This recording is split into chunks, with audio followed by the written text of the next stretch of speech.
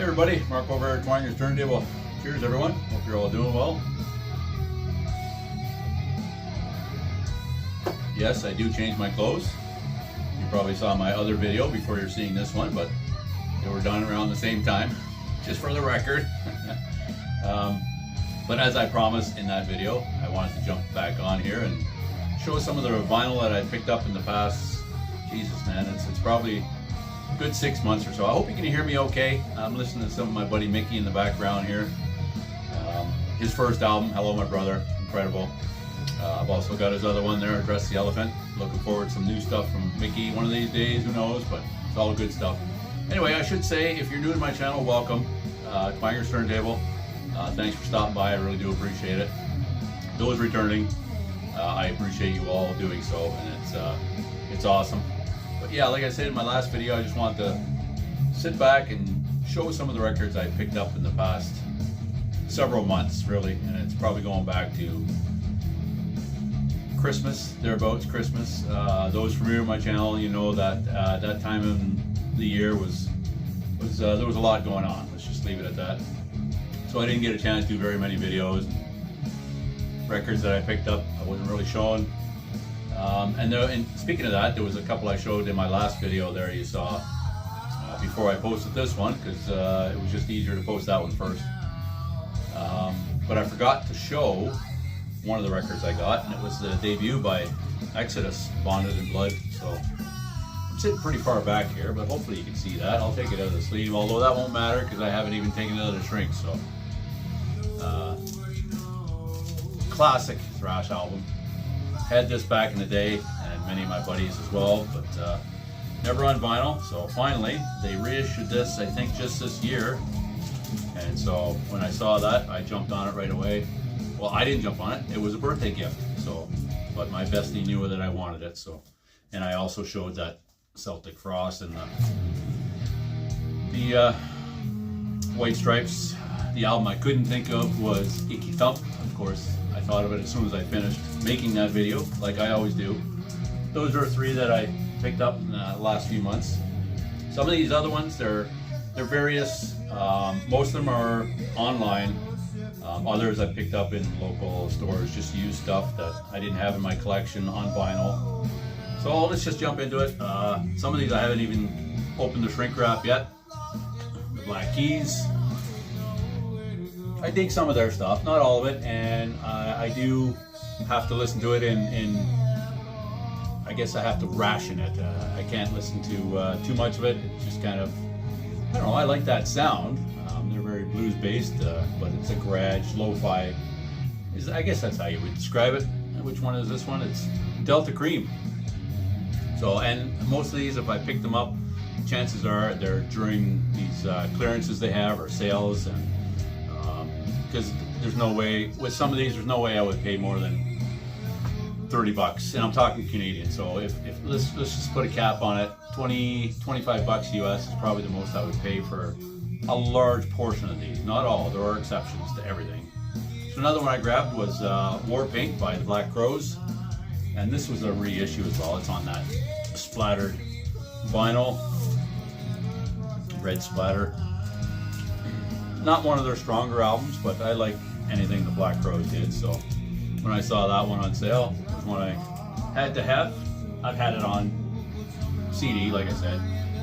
Another one that I had years ago, and wasn't necessarily in my wheelhouse back then, but I do like some of their stuff, especially one of the tunes off here. And I have a question for primarily those who collect vinyl and are well versed in it.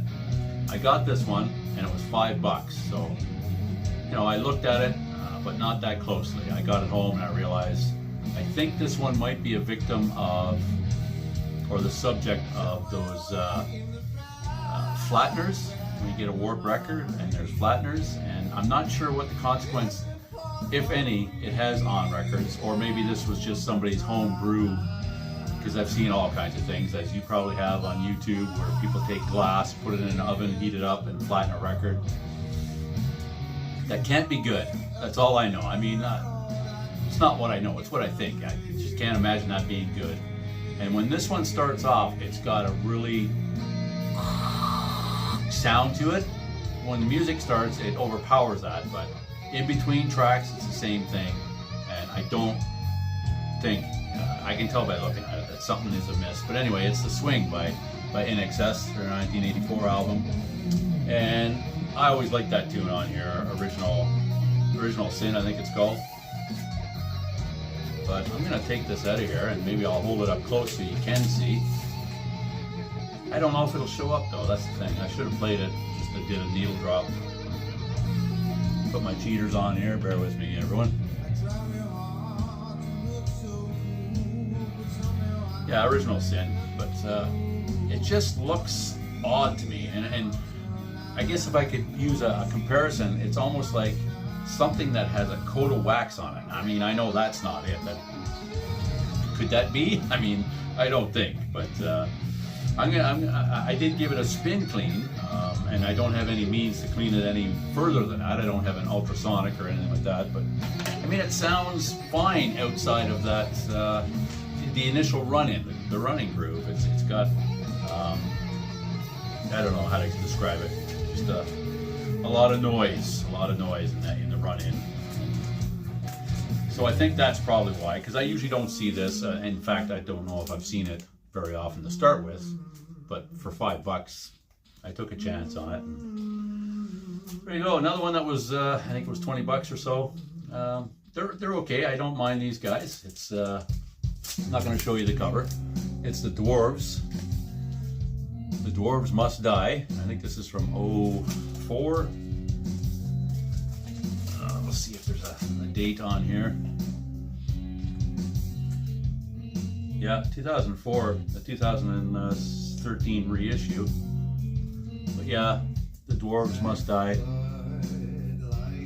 Kind of that modern, I don't know if modern is the right term, but it's kind of a punk sound to it. Yeah, decent though. I like it. I like the tunes on it, but I can't show you the cover art. You can go and look it up. And then let me see. I've got almost 100 records that I want to show, so I'm just going to do these in episodes. So I might just narrow it down to like 15, 20 records per episode. So I picked up 3 different REM albums, and I'll show them in chronological order, the ones I have. REM, Out of Time, I think that was 94. REM, Automatic for the People, 96 respectively, I believe. There's no dates on here because, well, the dates are the reissue dates, 2017. And then Monster, I think that was the last one that I was really aware of. Not that I ever really followed them that closely, and I'm sure there's many more after that. Maybe they're still going for all I know, but I think that one was, what, 98 or so? And I always kind of like these guys to varying degrees, but Smashing Pumpkins, Siamese Twin. This is a double album. I should take this out. It's got some nice features to it. So this is just a little sheet that was on the back because it's pretty much no writing on the actual outer sleeve. And then the 2 records got the custom label on them. That's a gatefold. It's a nice gatefold. Got the shrink wrap here.